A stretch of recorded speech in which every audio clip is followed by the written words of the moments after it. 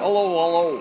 This is Shaggy Schbilkus, and welcome to the Golden Torso Casino, Truck Plaza, Tax Preparation and Fitness Center located on once proud, but now extremely seedy Canyon View Drive in scenic Denver, Colorado. Newsflash, we got a special treat for you fucks. The fucking meat men are not here. That's right, those antisocial fucks are across town and stinking up the joint on this Tuesday, April 5th at the Marquee in Denver, Colorado. Also appearing will be Against the Grain Crash and a bunch of other fucking bands. If you have an ounce of self-respect, you will not go see the Meat Men, the Marquee. You will come to the Golden Torso Casino, Truck Plaza, Tax Preparation, Factory Second Cutlery, and Fitness Center. And check out my nephew, Heeb Gilhooly, who will be singing a rock opera based on the music of Mario Lanza. Your grandmother will fucking love it. And remember, at the Golden Torso, there's always free highballs and laxative gumballs for the kids. Shalom, motherfuckers. Are you ready to testify? We're here to talk about a revolution. We are here to talk about a solution. Now you got to decide if you want to be part of a problem or if you want to be a part of a bigger problem. When I say meat, you say man. Meat. Meat. Meat. Meat. Ladies and gentlemen, I'm Motor City Testimonial. We are the Meat Men. Tesco V, been around for a long time. Started Touch and Go Records back in the day, 1979ish. Started Touch and Go magazine, and I'm still playing the punk rock waters with my band, the Meat Men. First time in Denver in 16 years, I think. So I'm excited. Awesome. It's good to have you here. And how did this particular group meet? It's always been me and a cast of characters, and it's just a matter of who I surround myself with. Yeah. And so I've had many lineups over the years. I can't even count how many guys I've had, but this new lineup of guys, they have another band called Chapstick that's also really, really great. And anytime you can get a band that's already a working unit, it just makes things seamless. They all like each other. There's no weird dynamics. I would say being in a band's like having 3 girlfriends. There's just weird dynamics that goes on. So it can be like having 3 girlfriends. But these guys are a little older than my last lineup when I last toured out here, and they have their shit together and they know what their jobs are, and it's going really well. So do you guys plan on coming out with any new material, a new album? Yeah, we actually have a 7-inch coming out. TKO Records in Fountain Valley, California is doing a 7-inch called the Happy Fucking Easter Asshole EP. It's a 3-song EP. First first output from this lineup, so I'm excited. Do you think that it will still continue to encompass that humorous Absolutely. aspect? Humor has always been a big part of my fabric. When I started doing the band, I want to do this punk rock stuff, but I want it to be funny, irreverent, obnoxious, like Crippled Children Suck. When I thought of that, I was like, what's the most outrageous thing I could possibly think of, Of course, I was sitting there smoking pot while I was doing it. I wrote all my songs on Marahoochee. So anyway, it'll definitely have a, tongue firmly embedded in cheek, as I say. No one is sacred.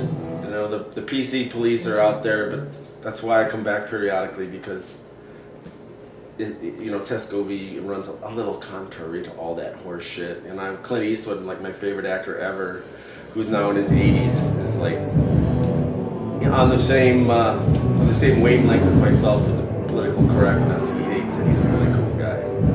Nice. You don't have to suck just because you're old.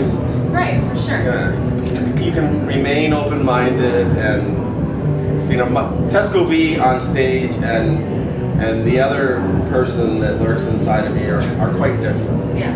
Because if I was Tesco V 24/7, I'd be in prison or dead, like Gigi and El Duce and all those guys. So Tesco V is kind of a skin character that I crawl into, and I'm not saying that what Tesco says isn't what Bob, the real man, says, but it's fun to have this alter ego that I could just kind of like let him go crazy. And kind of going off of that, I know that you have done some interesting stage performances before. And what is the creative process behind your Stage performances? show? Yeah. I just believe in giving people both barrels, as I say. I just believe in putting on a show and make them, They might love it, they might hate it, they might laugh, they might leave in disgust.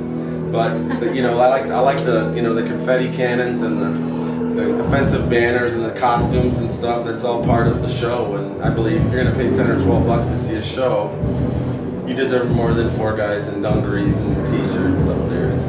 With this revolving door aspect of band members that you do have, how do you keep the original sound of the MeatMen alive? It's like a legacy, and everyone that comes on board is already a fan, so they all kind of, you know, like in the 90s we kind of tuned down. Everybody in the 90s was tuning down, like Pope on a Rope was an album that was real sort of go for the throat. That's actually probably my favorite one of all of them, because it's real metally, double bass, but like the guys all have listened to you know, they've all been fans, and so they know where they fit in, and so yeah, it's like become part of the long lineage. You know, so a lot of times if a band just has one original member, it's lame. But in my case, it's always been that way ever since day one. I mean, almost every time I came back out, I'd go back into hibernation, I'd come back out, I'd have some new guys. I might have 1 or 2 of the old guys, but like I had some pretty famous guys, like Brian Baker played guitar for me for a couple of years from Minor Threat, now in Bad Religion, and just, you know, it's like, I guess he got tired of wearing ballerina costumes and tutus on stage, but you know, Lyle Pressler was my right-hand man for quite a few years. Graham McCulloch from Negative Approach, and Keith Campbell from Black Market Baby played with me back in the Hate Police days. So I kind of like, when I moved to DC, I just kind of networked and got the best guys that I thought would fit in. Awesome. Yeah. So, throughout your time with any combination of band members, or just you individually, what would you say is the craziest thing that's ever happened to you on tour? You know, people ask me that, but you'd be surprised. It really is pretty, you know, mundane most of the time. I mean, we've had bad things happen, like guns pulled on us. Promoter, you know, put a gun in my forehead in Detroit. Way to retain the customer. Yeah, just crazy stuff happens. But you know, part of me is like, I don't remember a lot of. I mean, I remember key moments, but I was just out having fun, you know. And people like, you know, I wish I had this photorecollective memory like Ian Mackay, but I don't. But you know, like, I don't have any like super wacky stories to tell you. It's just, you know, stuff happens. I mean, a good show to me is a show where there's an element of danger, and that's what punk rock is, where there's like, it just feels like the whole night might come unhinged at any moment. Like there's just, I don't know, it's a feeling in the air that something bad might happen, which sounds kind of stupid, but that's where the excitement comes in. That's where the old DC scene, you know, back in the day, that really had, it was just like, whoa, you know, somebody would dive off a stack, and you know, is this kid gonna die? You know, and it was just, yeah. And so that's what I love about punk rock, you know. And it's not always like that anymore. Sometimes it is. Like we played in Portland and Seattle, it was just like the old days, just crazy, fucking off the wall mayhem. Sometimes it's annoying mayhem when they're jumping on stage and knocking your pedals and knocking your amps over. It's all part of the show. And that's how it should be tonight, right? Yeah, I hope so. I want to see some action up there, right? Definitely. Right, G Money. If I don't see some fucking action tonight, heads are gonna roll. Awesome. So after, correct me if I'm wrong, but a 12-year hiatus? 12 years. I thought I was done. I thought, this is it. I'm going back to Michigan. Not going to do it anymore. My son was like 18. He's like, come on, Pops, give it another go. And so encouragement from the kids. The kids, actually. I didn't get a chance to experience it, so. And how does it feel, what are your experiences getting back on stage and performing again? When I first got back on, I was like, I don't know, I just thought it didn't run its course. Like, who wants to see a 40-year-old punk rocker? And now I'm 55, and it's like, A lot of people. whoa. Yeah, that's, you know, people were bummed when I went away, and I kind of like hid, because I wasn't like really on the internet. There was no social networking. I just kind of hid out. People were like looking for me, and I was just like happily unlisted phone number. And then all of a sudden, I went on stage, and guys in Negative Approach backed me up in Detroit back in 07, and I was like, this feels good. I can still do this. still hop around like a maniac and say really crazy, stupid things and get paid for it. What's not to like? So here I am, back again. Awesome. So how do you feel about the current shift, I guess, in punk rock, like current punk rock music, from your experience? See, I don't really have my finger on the pulse beat of what it is. If there is one. If there is one, yeah.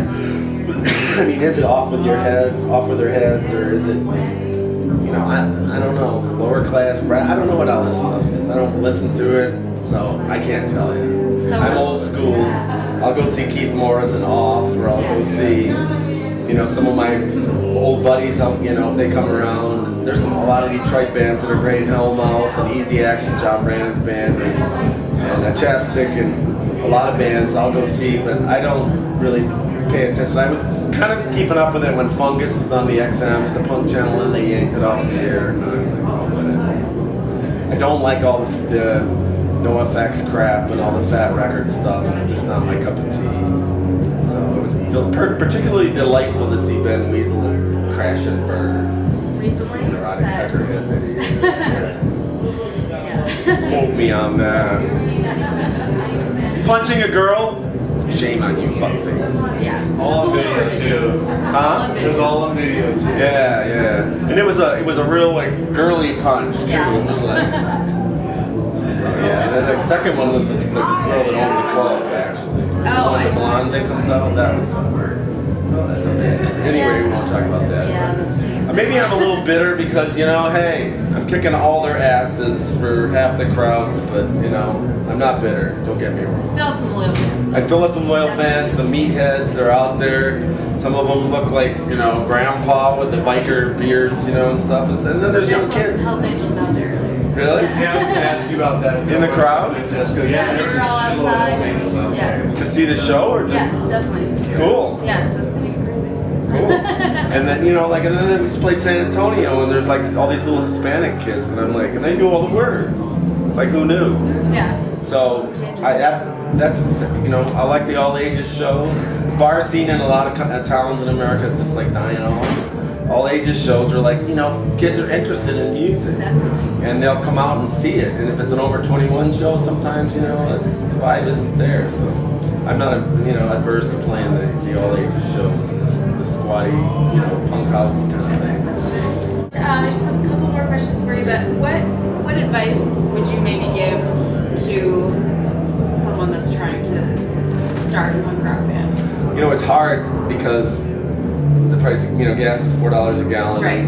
It's hard to get noticed, but just do what you know, follow your heart. It sounds hokey, but don't follow trends, follow your own instincts, and try to create something that's new, which is almost impossible to do because Lord knows I'm out there recycling and rehashing, you know, metal and hard rock and punk rock, but hey, there's a lot of great bands out there that are doing something new. They might not get noticed, but you know, you're not going to get signed. It used to be we'll get signed. Well, those days are gone. So now you got to do it for you, and it's all do it yourself. Put out your own records. You know, put on your own shows. Just do it. Well, thank you for your time tonight. I really appreciate Good it. talking to you. It's in your face. What are you gonna do about it? We forgot to say. Go to TescoV.com and buy some shit, will you? Tesco via the Meatmen, the Dutch Hercules, enemy of society numero uno. And you're listening to Right to Riot Radio.